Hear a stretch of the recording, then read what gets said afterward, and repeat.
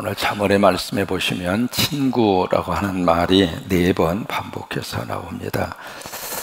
우리 친구하면 꼭 떠오르는 하나의 시가 있습니다. 뭐냐면 함석헌 선생님이 남긴 시죠. 제목이 그대는 그 사람을 가졌는가 라고 하는 시입니다. 기억할 때마다 여러 가지 많은 생각을 하게 하는 그런 시예요. 한번 들어보셔요. 말리길 나서는 길, 그대는 처자를 맡기고 맘 놓고 갈 만한 사람, 그 사람을 그대는 가졌는가. 온 세상이 다 나를 버려 마음이 위로울 때도 저 맘이야 하고 믿어지는 그 사람을 그대는 가졌는가.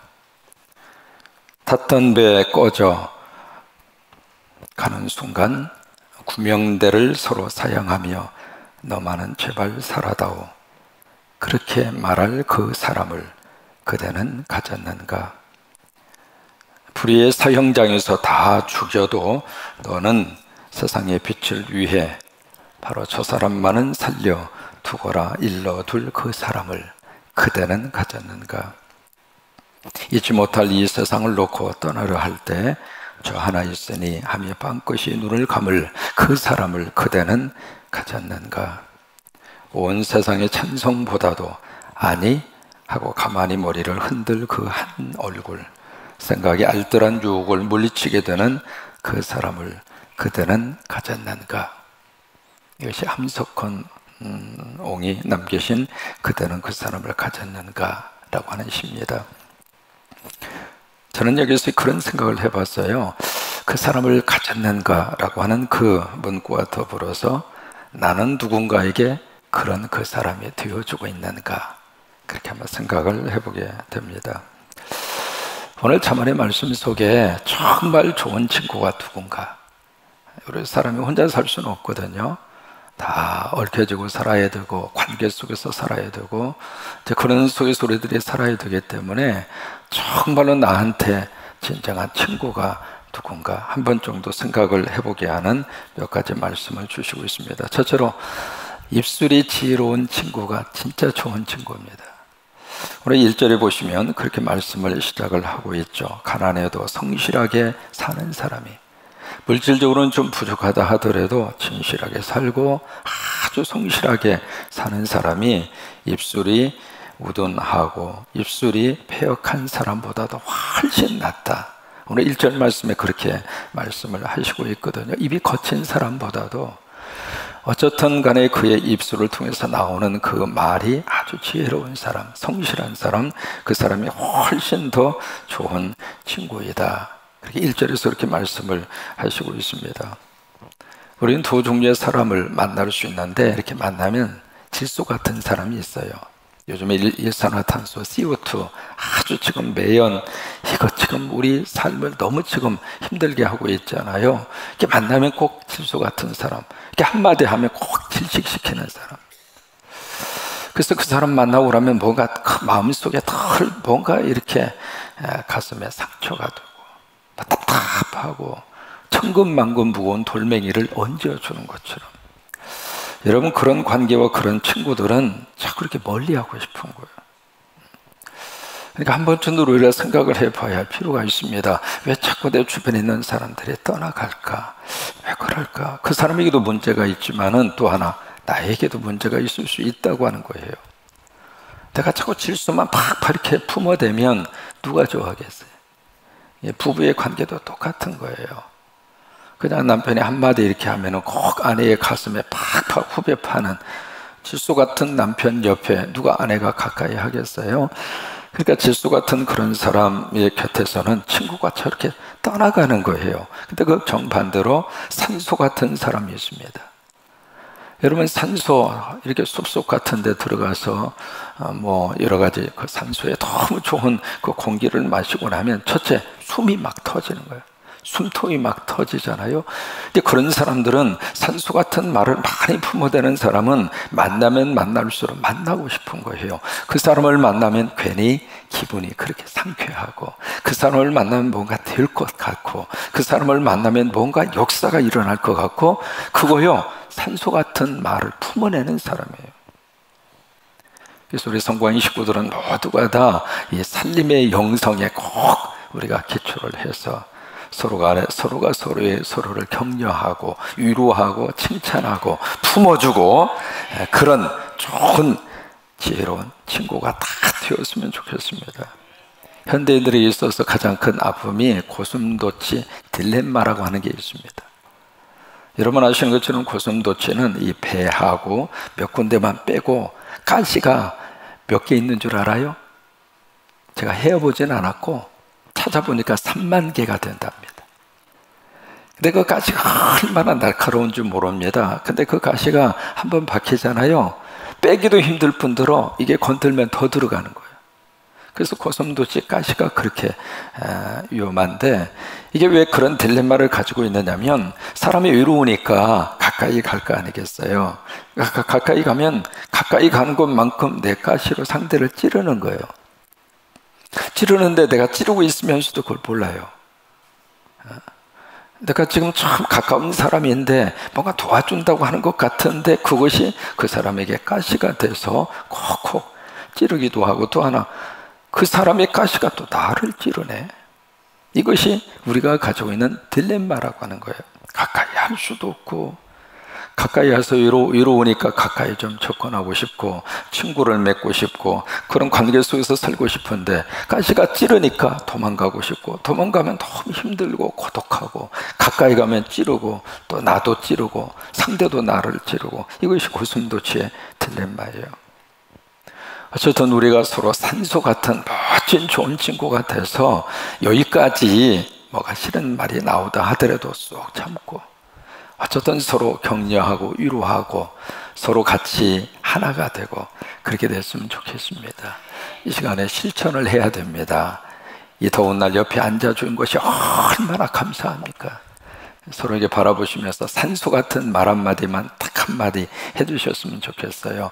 오늘따라 얼굴이 천사 같습니다. 아니면 오늘따라 너무 예뻐 보이십니다. 아니면 오늘따라 행복하게 보이십니다. 어쨌든 산소를 이렇게 품어 주시면서 지금 한마디씩 해주셔요. 뒤에 있는 분하고도 새벽에 만나서 너무 행복합니다. 오늘도 행복하세요. 예.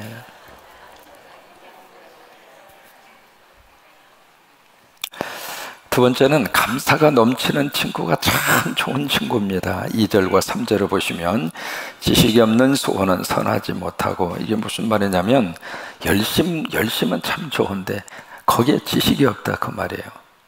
그러니까 지식이 없는 그 열심은 마지막 결과가 좋지 못하다. 그게 2절의 말씀의 시작이거든요. 그리고 발이 급한 사람, 이것은 바로 뭐냐면 너무 서두르면 발을 헛디디게 된다 이 말이에요. 그 다음에 3절에 보시면 사람이 미련함으로 자기의 길을 굽게 하고, 뭐냐면 자기의 어리석음으로 자기가 잘못 알고 자기의 무지 때문에 어리석고 잘못된 길을 빠르게 걸어가면서도 궁극적으로 하나님을 원망한다 이 말이에요. 자기가 잘못해놓고 모든 원망과 불평은 하나님에게 갖다 쏟아붓는단 말이죠. 그것이 여기에 3절의 말씀입니다. 그래서 여기 4절, 3절 그 부분에 원망이라고 하는 단어를 쓰고 있잖아요. 그러니까 마지막 결과가 잘못되면 그냥 하나님에게 다 원망을 쏟아놓더라 그 말이에요.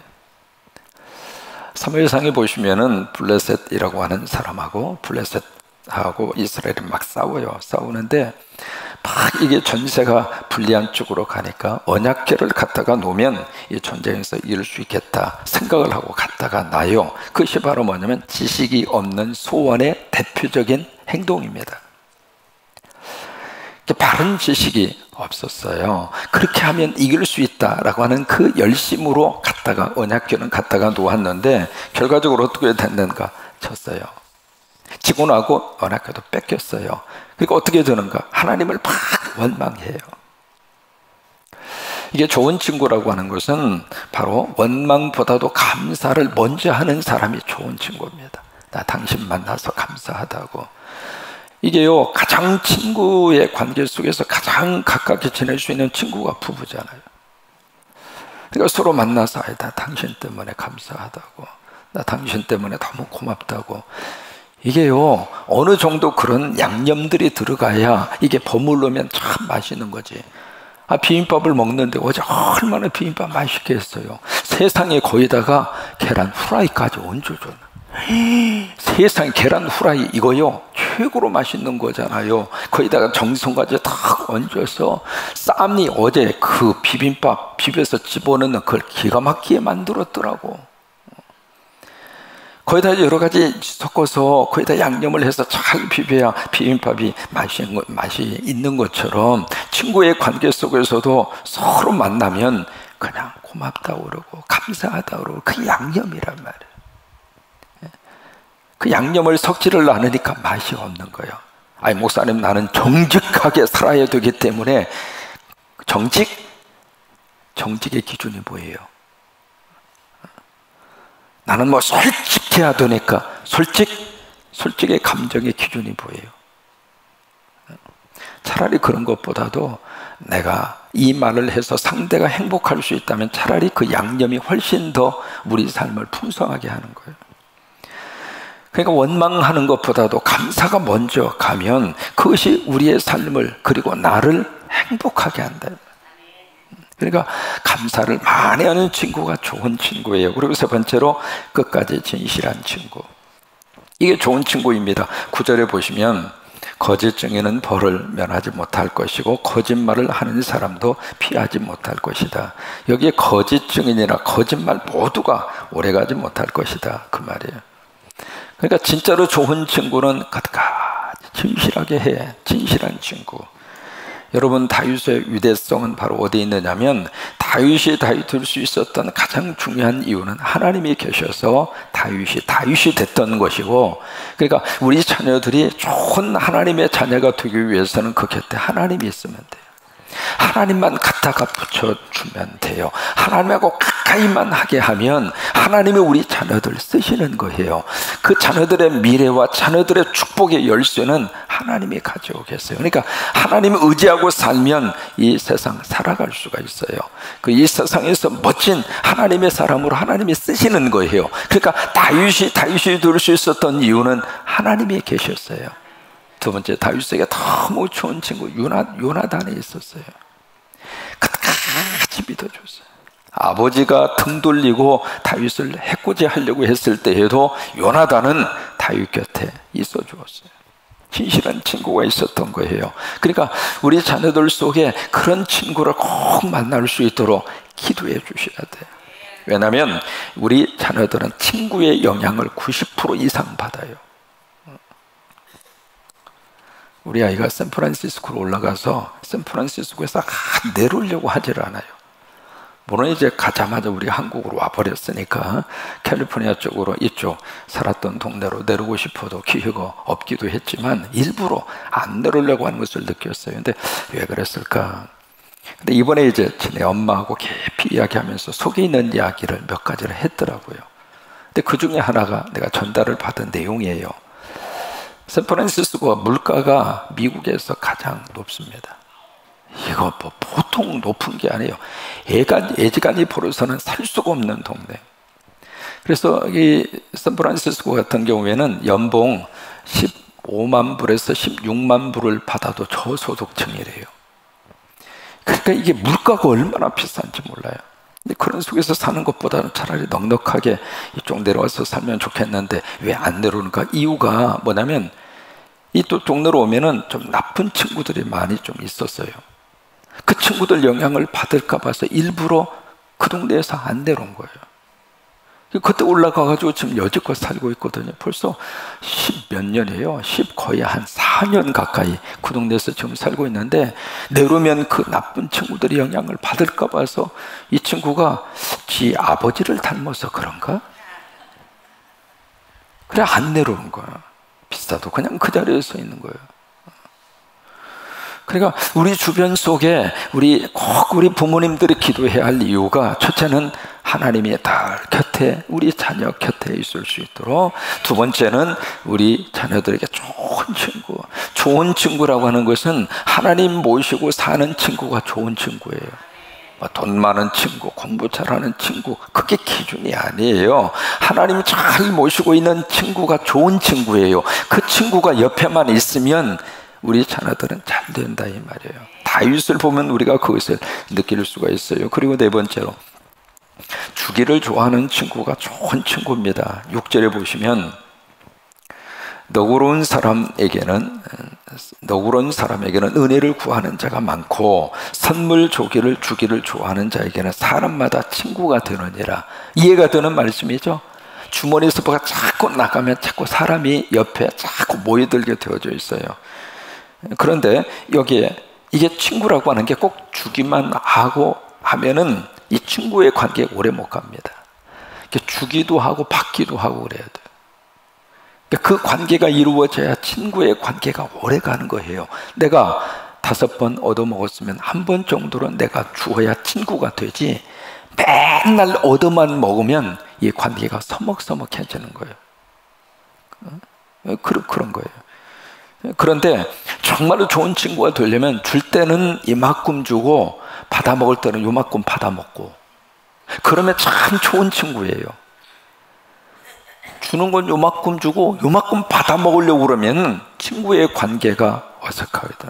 그러니까 내 스스로가 줄 때는 이만큼 주고 받아 먹을 때는 요만큼 받아 먹고, 아, 친구야 고맙다, 아, 이거 대접해줘서 고마워, 그런 마음을 가져야 그 친구의 관계가 오래간다 그 말이에요. 4절을 보시면 재물은 많은 친구를 더하게 하지만, 뭐 알고 있는 말씀이죠. 돈이 있으면 친구가 많이 생기지만 그 다음에 가난한 적 친구가 끊어지는 자, 돈 떨어지면 있던 친구도 다 도망간다 그 말이에요. 그게 세상이잖아요. 그 다음에 7절을 보시면 가난한 자는 그의 형제들에게도 미움을 받거든. 이게 가난하고 돈 떨어지면 형제들도 없인 여기더라 그 말이에요. 형제라고 해서 다 같은 형제가 아니잖아요. 그러니까 형제들도 등 돌리고 떠나가더라 그 말이에요. 하물며 친구들은 더 멀리 떠나간다 그 말이에요. 여러분, 한문으로 친구를 자기를 알아주는 사람 해서 지기라고 합니다. 지기, 알지자 자기 해서 지기, 자기를 알아주는 사람. 그래서 친구를 지기라고 이야기하고, 그래서 자기를 알아주는 친구가 오랫동안 곁에 있으면 행복하죠. 그래서 그런 오래된 친구를 중마를 타든 어릴 때 친구라고 하는 뜻으로 해서 4글자로 이야기하죠. 중마고우라고 이야기하잖아요. 중마고우. 어떤 사람은 중마고우를 참 희한하게 해석을 해요. 죽치고 앉아서 마주 앉아 고스톱을 치는, 우정을 나누는 친구, 뭐 그렇게 해석을 하는데, 그런 친구가 아니라 정말로 진짜 중마고우는 죽기를 각오하고 마음을 주고 고통을 나누고 우정을 나누는 친구. 그래, 저와 여러분이 그런 친구로 함께 신앙생활을 했으면 좋겠어요.